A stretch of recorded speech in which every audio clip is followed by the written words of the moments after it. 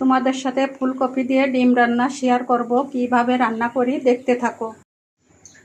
তেজপাতা জিরা ফোড়নে।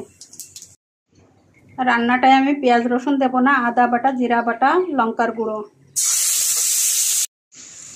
স্বাদ মতো লবণ, পরিমাণ মতো হলুদ। এখন ভালো করে কষিয়ে নেব। এখন আমি মশলার ভিতর ফুলকপিটা দিয়ে দিচ্ছি। ভালো করে মশলাটা মিশিয়ে আমি জল দিয়ে দিব। জলটা দিয়ে দিচ্ছি।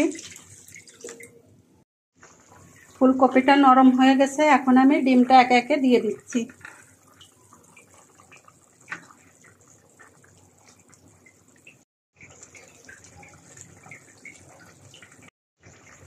সামান্য একটু চিনি দিয়ে দিচ্ছি। কিছু কাঁচা লঙ্কা চিরা দিয়ে দিলাম।